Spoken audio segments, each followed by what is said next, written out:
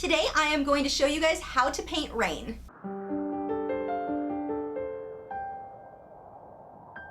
Hi, I'm Lisa, the artist behind Lachri Fine Art. Today's tutorial is going to be a little bit different. It's going to be two parts. The first, I'm going to do a really simple demonstration showing you exactly how to paint rain and to get that misty look in your background. And I'm going to show you how to do it without an airbrush, which is something I've had a lot of requests for. The second part of the video, I'm going to show you this in action on a much more advanced painting with elephants that I painted a while back. But I want to bring that back in and look again at how I'm actually applying the mist and the rain. For the demonstration on the elephants, that is done on a Fredrix Belgian Linen canvas. And for this small one, I have painted this on a Fredrix watercolor canvas board, which are not just for watercolor. I love them for acrylic. No, this video is not sponsored. I just love those canvases, so I have to share. If you're supporters over on Patreon, the real-time version of this simple portion of the painting is available for you now, and then I've got a 20-minute version of the elephants. That's as long as I had because it's an older video, so I don't have the original footage, but I do want to spend a little bit more time over there with you guys talking you through what I'm doing on that painting. So make sure to head over there and check it out. Now we'll get on to this tutorial. So for the first part of this demonstration, I just need to paint a background so that I can actually show you how to paint rain over it and create fog. But for this background, if you're just practicing, don't worry about your landscape being perfect. You're going to be painting mist over it, and until you get the hang of that, I wouldn't advise spending a ton of time making the most perfect, amazing landscape ever for your first time trying to paint mist, because you're going to be painting over that. You might mess stuff up. So just for practice purposes, paint something quickly, paint anything. So I'm painting a background of gray. I'm just using titanium white and Mars black, leaving my brush stroke showing intentionally for this one. Once I get that in there, I'm going to let it dry completely. I used a white charcoal pencil by Generals. That is my favorite charcoal pencil, and I drew in where I want my little stream coming through. I'm going to start by using a filbert brush, and I'm blocking in where my trees are going to go. Painting this way, I'm doing sort of crisscrosses back and forth, just moving that brush in a lot of different directions so that I get this very loose feel. I'm using several colors of green. I want to make sure that I've got dark greens. I've got a little bit of black mixed in with the green. I'm going to use lighter greens.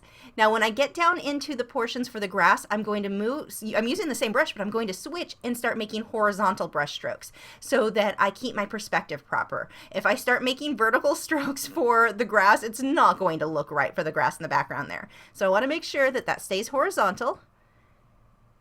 Very loose brush strokes here. I'm mixing a little bit of water in with my paint so that it flows smoothly. Get some yellow in with that, so it looks like sun's coming through the rain clouds, kind of hitting the grass there. I'm adding some of that same yellow into the background. Now, normally when I paint a landscape, I probably would switch over to more blue colors, cooler colors for the background so that I create more depth. With this one, I'm just being quick. I just need something very simple that I can paint over, so I was too lazy to get up and get another color of paint. So I've got the same yellow in the background trees. But if you were to create a real landscape where you're trying to make a finished piece of art, cool off your colors that are in the background. That will help you to create a lot of depth, and especially you're going to see this later on where I pull even more yellows into this. It makes it appear that the trees are as close as the grass up front. So that is just something to be aware of when you're painting. You don't want your trees to have the same exact colors as what's up front. You can have similar colors, but I would recommend, especially in this one, cool it off, add some blues to it. So for the water, I painted that black. Now I'm going over it with a flat brush just to create the ripples in the water, and I'm using white for that. I'm going to glaze blue over that later, so I'm not going to worry too much about it, but I want to make sure that these water ripples stay horizontal. That's very important. Don't do a lot of diagonal lines because it's going to throw off the perspective of the water. If you want the water to look flat, which you should, you want the ripples to be horizontal. Don't follow the diagonal lines of the water coming down the pathway up against the grass. Keep it horizontal no matter what the shape of the water is coming down. So I'm going through and adding a few little lines for my blades of grass. I'm not going overboard with this. I just want a hint of grass in through here. Throwing some of this, a little bit of blue in here. I should have put more blue. Some green, a little bit of black, but to create trees like this, you want to use a lot of colors, but the goal is not just to cover up your previous layers. You want a lot of your previous layers to show through. Just bits of different color here and there. Some darker greens, and it's just a layering process. And if you have one layer where you think, oh my gosh, the previous layer looked better, don't worry about it. Paint over it. Not a big deal. So here I'm just glazing blue right over the water. I'm going over the black and the white. The blue is translucent enough that it's just creating a tint over the black. So I'm not completely covering it. I can still see the white ripples from the water. So you can just glaze right over that. And when I'm glazing, I do have a video showing you how to do that. I will have a card pop up so you can check that out. But essentially, I'm just thinning my paint down with water so that it's fairly translucent. And I'm dabbing a little bit of these little dots in here just to create the look of flowers. And I will have to glaze yellow over those later. Otherwise, because of the way that I do the water droplets from the rain, it just looks like water splattering there. So I will glaze some yellow over that later on.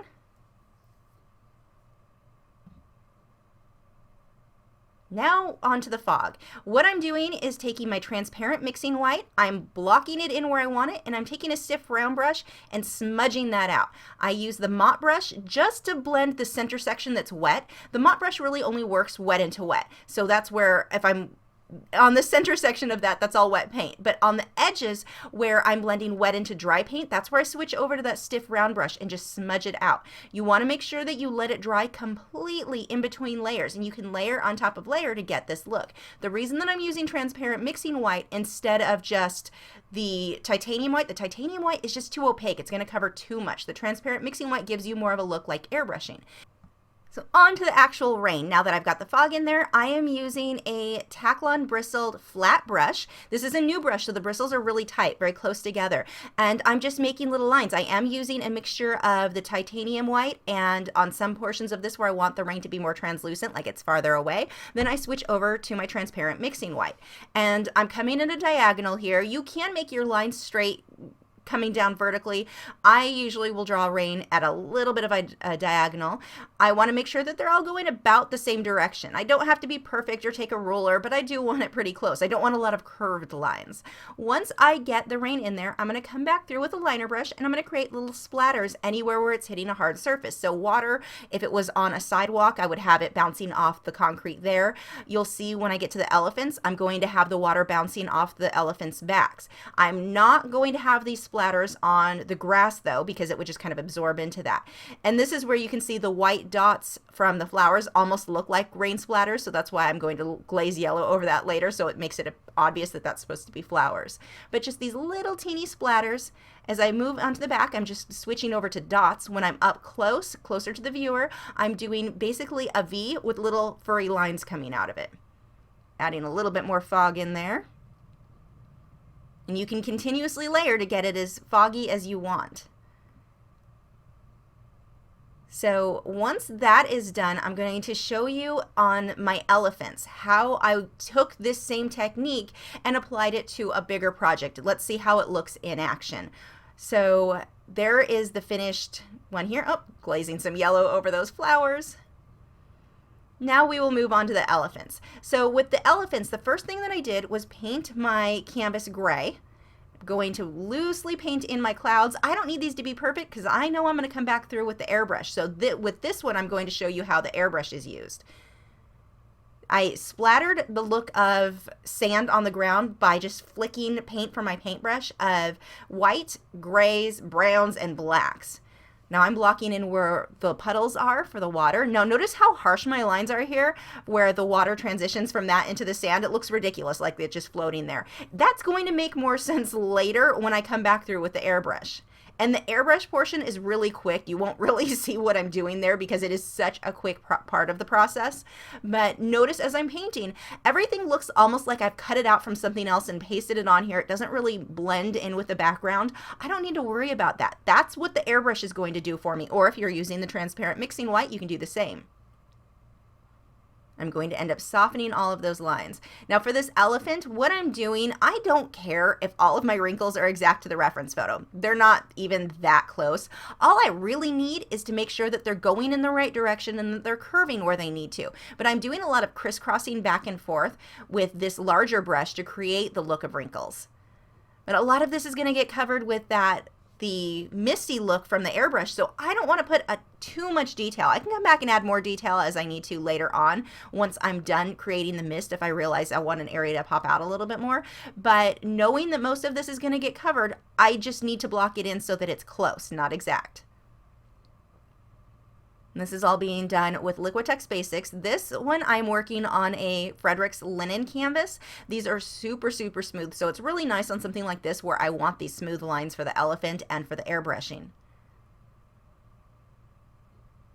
Getting in my shadows here. And here you can see it really starts looking, especially when I get down to the elephant's feet, it looks like they're just cut out and stuck on top of this canvas. It looks terrible. But you'll see by coming through with that airbrush, or if you're just using the titanium mixing white, or the transparent mixing white, said that wrong, like I showed earlier, you will soften all of this out. So I'm not really worried about my edges like I normally would be. Again, just look at your reference photo and pay attention to the direction of all of these wrinkles. Don't feel like it's necessary to sit there with a liner brush and perfectly shade and curve every single one. There's so many that in the end result, by just layering like I'm doing here, works really well. Coming back through in between and darkening some of this up. Now for this one, I really had to depend on my contrast with the lights and the dark. So around the elephant ears, I used a lot of black. I really darkened that up a lot, but it really works in the end because it's got to poke through that mist that I'm going to create later on. Again, really watching where my lights and my darks fall. Now this one came from a photo from Paint My Photo by Claire Smith. I love this photo so much. It's just such a great composition. And I changed the atmosphere by doing this with the mist and the rain. It took these elephants that are in the zoo and it made them feel like they were out in the open. Just that little change with mist and color can make such a difference on a piece. Doing the same thing with these baby elephants, watching the direction of their wrinkles. I'm doing a lot of glazes here, so I'm using a fair amount of water mixed in with my paint so that I'm not completely covering the wrinkles that I've already painted. By glazing, it's just tinting the color over it. I'm letting a lot of that background color, that bluish gray color, show through. Whenever you're trying to mix a grayish color, whether it be greenish gray or whatever gray, if you're mixing the term grayish in there, the easiest way to do that is to start by mixing your black and white, get your gray tone, and then mix your secondary color in there. So in this case, it was a little bit of blue, not much at all. But if you start with gray first, it makes it much easier to mix that grayish tone that you're going for. This last baby elephant, same thing as the other ones, just layering those wrinkles, watching the direction that they go. And at this point, look at that mom, her hind leg, how that just kind of floats in the middle of nowhere. That would look really weird unless I pulled some grass or something like that, but watch what's going to happen when I come over it with the airbrush. And it's super fast, so don't blink. Coming through there, look how just adding this mist, and it's really fast with the airbrush. What a difference this makes to the entire piece, toning everything down. Then I will do the little droplets bouncing off the elephant's back and in the water like I did on the first sample.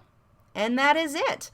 Very, very simple, but creating the mist, creating the rain, it just makes such a difference in your end piece. And you can take anything. These elephants were taken in the middle of the day. It's dry where they were.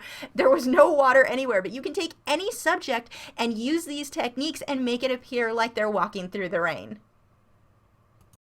Thanks for watching. Again, if you are supporters over on Patreon, the real-time version of the simple portion of the rain is available for you now, along with a 20-minute long version of the elephant painting. So make sure to head over there and check that out. If you're new to my channel, I have new video critiques every Tuesday where I'm critiquing your original paintings or drawings, my own speed paintings, drawings, and tutorials every Wednesday, art Q&A videos every Thursday, and artist vlogs each weekend. So if you haven't already, I would love for you to subscribe so you don't miss out on anything. And you can follow me on Facebook, Twitter, Instagram, Google+.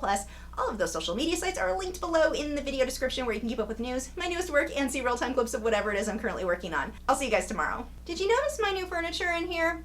Yeah, my apartment building is currently being painted, so I had to bring all of my patio furniture into my studio, and there was nowhere to put it. And as I started to rearrange to record videos, I realized there was nowhere else for this to go. So the chairs get to be in the video. Probably getting bitten by spiders right now. But at least I have something to put my feet up on, so, you know, there's that.